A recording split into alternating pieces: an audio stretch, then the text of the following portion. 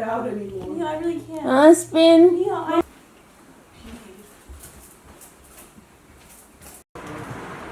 Okay.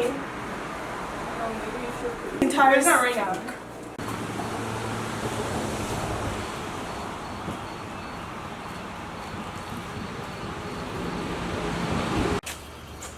അയ്യോ എനിക്കിന്ന് മുടി ആവശ്യമുണ്ട്.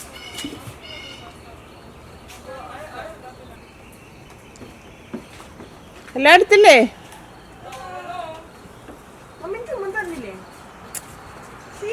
പല്ലേ ചെടിയില ചെടിയില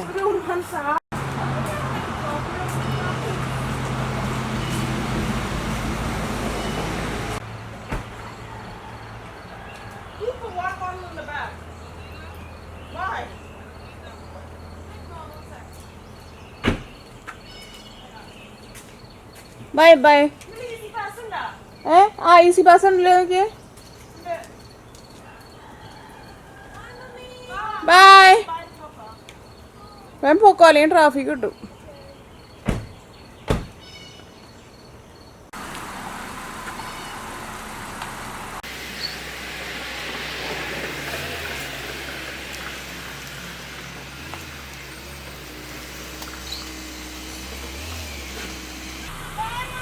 ബൈ ബൈ ബൈ. സൂക്ഷിച്ച് പോട്ടെ.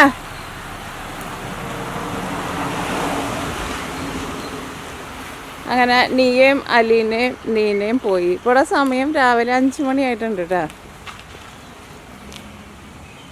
ഇവിടുന്ന് അവർക്കൊരു 4 മണിക്കൂർ ഡ്രൈവ് ഉണ്ട്. അവർ പോയേക്കുന്നത് വാഷിങ്ടൺ DC നീ അവിടെയാണ് പഠിക്കുന്നത്. അപ്പം അങ്ങനെ ഇനി ഞാൻ അപ്പം നീനയും അലീനയും പോയേക്കുന്നത് 4 ദിവസത്തേക്ക് വേണ്ടിയിട്ടാണ് പോയേക്കുന്നത്. 4 ദിവസം കഴിഞ്ഞ് കഴിയുമ്പോൾ അവർ രണ്ടുപേരും കൂടിയിട്ട് തിരിച്ചു വരും, ട്രെയിനിൽ വരും. അപ്പോൾ ഇനി ഒരു 4 ദിവസത്തേക്ക് ഞാനും പോൾസേനും മാത്രമേ ഉള്ളൂ ഇവിടെ.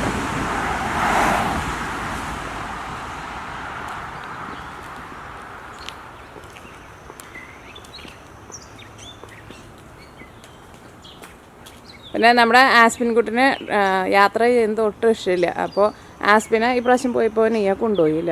ആസ്പിൻ ഇനി ഇവിടെ തന്നെ ഉണ്ടാവും. അപ്പോൾ ഇവർ രാവിലെ എഴുന്നേറ്റിട്ട് സാധനങ്ങളൊക്കെ പാക്ക് ചെയ്യാനുണ്ടപ്പോൾ നമ്മുടെ ആസ്പിൻകുട്ടനുണ്ടല്ലോ അവിടെ നീനയുടെ റൂമിൽ കട്ടിൻ്റെ അടിയിൽ പോയിട്ട് ഇരിക്കുക.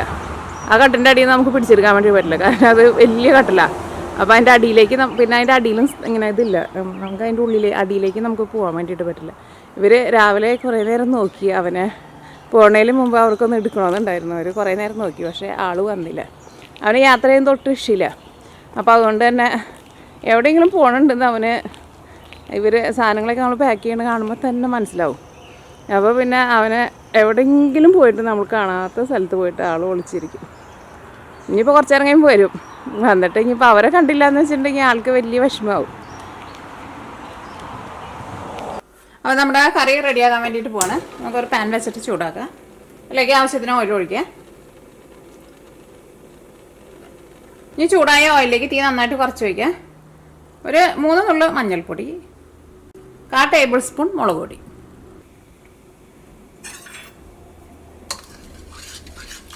ഓയിൽ കരിച്ച് കളയരുത് കേട്ടോ, കാരണം ഈ ഓയിലിൽ നമുക്ക് ഇങ്ങനെ സവോളയൊക്കെ വഴറ്റിയെടുക്കാനുള്ളതാണ്. അപ്പോൾ ഇനി ഇതിലേക്ക് നമ്മൾ പുഴുങ്ങി വെച്ചേക്കണ മുട്ട ചേർക്കാണ്.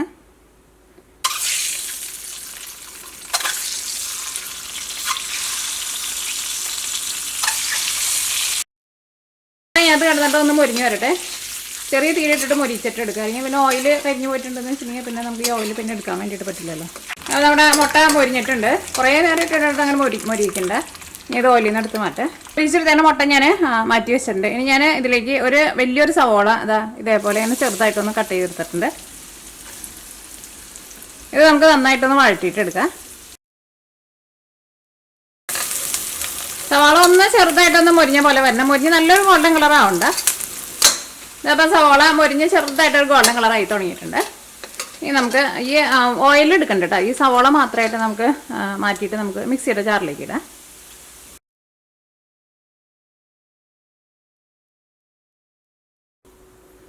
ഇനി ഇതിൻ്റെ കൂടെ നമ്മൾ അരച്ചിട്ട് എടുക്കാൻ വേണ്ടിയിട്ട് ഞാനിവിടെ അത്രയ്ക്ക് കശുവണ്ടി എടുത്തിട്ടുണ്ട്. സവോളയുടെ കൂടെ അരയ്ക്കാൻ വേണ്ടിയിട്ട് ഞാനിവിടെ ഇത്രയ്ക്ക് കശുവണ്ടി എടുത്തിട്ടുണ്ട്. ഒരു 10 കശുവണ്ടി ഉണ്ട്. ഇത് റോസ്റ്റ് ചെയ്ത കശുവണ്ടി കേട്ടോ. റോസ്റ്റ് ചെയ്തതാണോ നിർബന്ധമില്ല. എൻ്റെ അടുത്ത് റോസ്റ്റ് ചെയ്തതാണ് ഉണ്ടായിരുന്നത്. അല്ലെങ്കിൽ സാധാരണ ചേർത്താൽ മതി. അപ്പോൾ നമ്മളിതിലേക്ക് ചേർക്കുന്നത് ബദാമാണ് ചേർക്കുന്നത്. ഇത് ഞാനിവിടെ ഒരു 18 ബദാം എടുത്തിട്ടുണ്ട്. ഫസ്റ്റ് നമുക്കിതൊന്ന് കറക്കിയിട്ടെടുക്കാം. അപ്പോൾ ഇത് ഒന്ന് കറക്കിയെടുത്തിട്ടുണ്ട്. അപ്പോൾ ഇതെല്ലാം കൂടിയിട്ട് ഒന്ന് നമുക്ക് പൊടിഞ്ഞ് കിട്ടിയിട്ടുണ്ട്. ഇതിലേക്ക് ഞാനിവിടെ 1 കപ്പ് തൈരാണ് ചേർക്കുന്നത്. അധികം പുളിയില്ലാത്ത തൈര്. 250 ml മെഷീൻ കപ്പിൽ 1 കപ്പാണ് എടുത്തേക്കുന്നത്. ഇതും കൂടി ചേർത്തിട്ട് ഇത് നമുക്ക് നല്ല പേസ്റ്റ് പോലെ അരച്ചിട്ടെടുക്കാം. നമ്മൾ നല്ല പേസ്റ്റ് പോലെ നല്ല ക്രീം പോലെ നമ്മൾ അരച്ചെടുത്തിട്ടുണ്ട്. ഇനി ഇതോടെ ഇരിക്കട്ടെ കേട്ടോ. ഇനി അപ്പോൾ നമ്മുടെ മുട്ട റോസ്റ്റ് റെഡിയാക്കാൻ വേണ്ടിയിട്ട് നമ്മുടെ സവോള എടുത്തിരുന്ന സെയിം ഓയിലിൽ തന്നെയാട്ടോ ഞാൻ അടുത്തത് നമ്മൾ ചെയ്യാൻ വേണ്ടിയിട്ട് പോകുന്നത്. അപ്പോൾ ഞാനിതിലേക്ക് 2 ടേബിൾ സ്പൂൺ ജിഞ്ചർ ഗാർലിക് പേസ്റ്റാണ് ചേർക്കുന്നത്.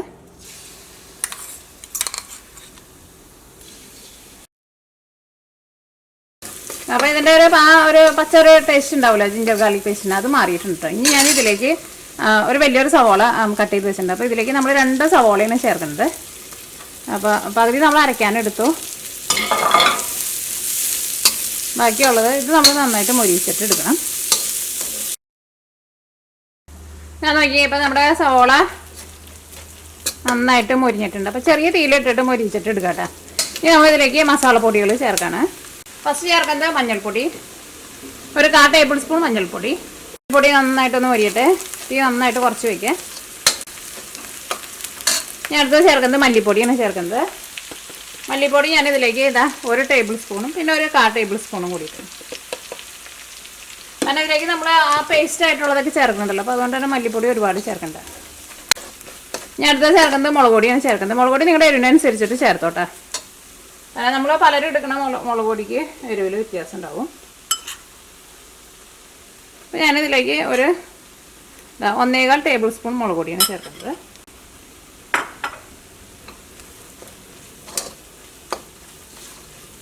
തീ നന്നായിട്ട് കുറച്ച് വയ്ക്കാം. ഞാൻ തീ വെച്ചാണ് നോക്കിക്കേ, വളരെ കുറച്ച് വെച്ചേക്കുന്നത്, അല്ലെങ്കിൽ ഇതൊക്കെയാണ് കരിഞ്ഞു പോകും.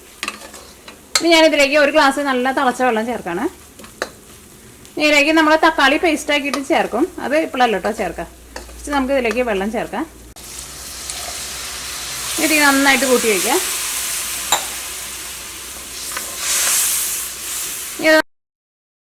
ഇനി നമ്മുടെ ഈ കറിയുടെ ഗ്രേവി നന്നായിട്ട് തിളച്ചിട്ട് ഇങ്ങനത്തെ ഓയിലൊക്കെ നന്നായിട്ടൊന്ന് തെളിഞ്ഞ് വരണം. അത് കഴിഞ്ഞിട്ടാണ് നമ്മൾ റെഡിയാക്കിയിട്ട് വെച്ചാൽ നമ്മുടെ പേസ്റ്റ് ഉണ്ടല്ലോ, പേസ്റ്റ് ചേർക്കണം. പിന്നെ നമുക്ക് ഇതിലേക്ക് തക്കാളി ചേർക്കണം, പിന്നെ കുറച്ച് പെരിഞ്ചീരകം ചേർക്കണം, ലാസ്റ്റ് ഗരം മസാല ചേർക്കണം. പിന്നെ നമ്മൾ മുട്ട റെഡിയാക്കിയിട്ട് വെച്ചിട്ടില്ല, അത് ചേർക്കണം. പിന്നെ മല്ലിയില വേണമെന്ന് വെച്ചിട്ടുണ്ടെങ്കിൽ മല്ലിയില ചേർക്കാം. അപ്പോൾ ഒരു മീഡിയം ഫ്ലെയിമിൽ നമുക്കൊന്ന് മൂടി വയ്ക്കാം. ഒരു 5 മിനിറ്റ് ഒന്ന് മൂടി വയ്ക്കാം. ഞാനിവിടെ ഒരു 5 മിനിറ്റ് ഞാനൊരു മീഡിയം ഫ്ലെയിമിൽ വെച്ചിട്ടുണ്ടായിരുന്നു. അപ്പോൾ ഗ്രേവിയൊക്കെ ആയിരുന്നാലും ഒന്ന് തിക്കായിട്ട് വന്നിട്ടുണ്ട്. ഓയിലൊക്കെ നന്നായിട്ട് തെളിഞ്ഞ് വന്നിട്ടുണ്ട്. കാരണം നമ്മുടെ മസാലയിൽ കിടന്നിട്ട് പിന്നെ നമ്മൾ സവോളയൊക്കെ നന്നായിട്ട് മൊരിയിച്ചിട്ടുണ്ടല്ലോ. അതിനകത്ത് കിടന്നിട്ട് നമ്മൾ വെള്ളം ഒഴിച്ചിട്ട് നമ്മുടെ ഗ്രേവി നന്നായിട്ട് തിളയ്ക്കണം. അപ്പോൾ ആ സവോളയൊക്കെ നന്നായിട്ട് മൊരിഞ്ഞ് കഴിയുമ്പോൾ ആ ഒരു നല്ലൊരു കാരമലൈസ് ആയിട്ടുണ്ടാവില്ല. അതിൻ്റെ ഒരു നല്ലൊരു ഫ്ലേവറൊക്കെ നമ്മുടെ ഈ കറിയുടെ ഈ ഗ്രേവിയിലേക്ക് വരണം. അപ്പോൾ അതിന് വേണ്ടിയിട്ടാണ് നമ്മൾ ചെറിയ തീയിൽ നമ്മളങ്ങനെ മൂടി വെച്ചത്. ഇനി നമ്മൾ ഇതിലേക്ക് നമ്മൾ റെഡിയാക്കിയിട്ട് വെച്ചാൽ നമ്മുടെ പേസ്റ്റ് ഉണ്ടല്ലോ, പേസ്റ്റ് ചേർക്കാണ്. ഈ ജാറിലേക്ക് ഞാൻ ഒരു 1/2 ഗ്ലാസ് വെള്ളം ഒഴിച്ചിട്ട് ഒരു 1/2 ഗ്ലാസ് വെള്ളം കൂടിയിട്ട് ചേർക്കുന്നുണ്ട്.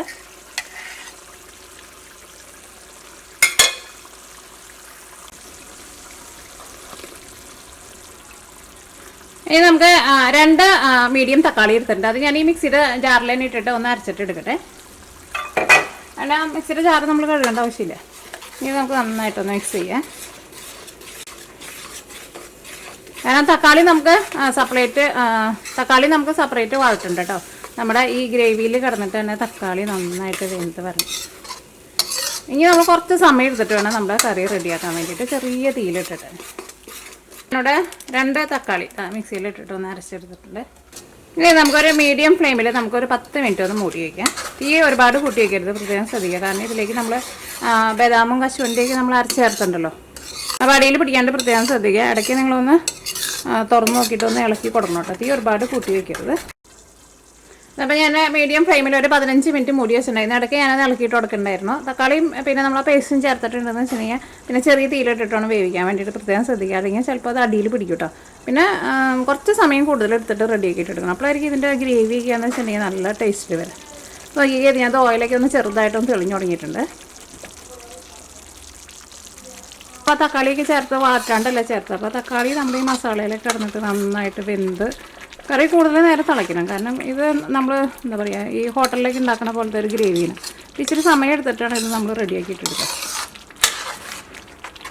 ഇനി ഞാൻ ഒന്നും കൂടി ഒന്ന് മൂടി വയ്ക്കുകയാണ്. ഇതിങ്ങനെ തെറിക്കും കേട്ടോ. അപ്പോൾ കുറച്ച് നെയ്യണം.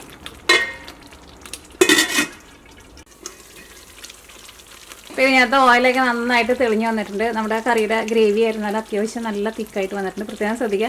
ഇതേപോലെ വരണമെന്ന് വെച്ചിട്ടുണ്ടെങ്കിൽ പെട്ടെന്നാവില്ല കേട്ടോ. കുറച്ചധികം സമയം കൂടുതലെടുക്കും. ഇതിലേക്ക് നമ്മൾ ഗരം മസാലയും ചേർക്കാണ്, പെരിഞ്ചീരകവും ചേർക്കാണ്. അപ്പോൾ പെരിഞ്ചീരകം ഞാൻ ഇതിലേക്ക് 1/2 ടീസ്പൂണാണ് ചേർക്കുന്നത്. ടേബിൾ സ്പൂൺ അല്ല കേട്ടോ ചേർക്കുന്നത്.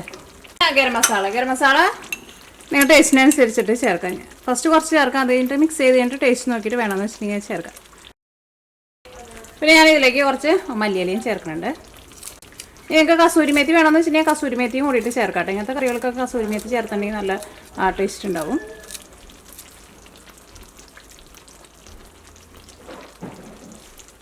ഇതിലേക്ക് നമ്മൾ ബദാമും പിന്നെ കാഷ്യൂവും കൂടിയിട്ടുള്ള പേസ്റ്റൊക്കെ ചേർത്തില്ല. അത് ഇങ്ങനെ നന്നായിട്ട് കിടന്ന് വെന്ത് അതിനകത്ത് ഓയിലൊക്കെ ആയിരുന്നാലും ഇങ്ങനെ നന്നായിട്ട് വെന്ത് വന്നു കഴിയുമ്പോൾ ഓയിലൊക്കെ ആയിട്ട് തെളിഞ്ഞ് വരും. അപ്പോഴായിരിക്കും നമ്മുടെ കറിക്ക് നല്ല ടേസ്റ്റ് ഉണ്ടാവും കേട്ടോ. ഇതേപോലെ ഇങ്ങനെ വരണം. അപ്പോൾ സമയം കൂടുതൽ എടുത്തിട്ട് ചെയ്യുക. തീ കൂട്ടി വെച്ചിട്ടുണ്ടെങ്കിൽ ഉറപ്പായിട്ട് അടി പിടിക്കും. ഇതിലേക്ക് നമ്മൾ പുഴുങ്ങി വെച്ചേക്കണം മുട്ട ചേർക്കാണ്. അപ്പോൾ ഗരം മസാല നിങ്ങൾ ടേസ്റ്റ് ചെയ്ത് നോക്കിയിട്ട് വേണമെന്ന് വെച്ചിട്ടുണ്ടെങ്കിൽ അതനുസരിച്ചിട്ട് ഗരം മസാല പിന്നീടും ചേർത്ത് കൊടുക്കുക.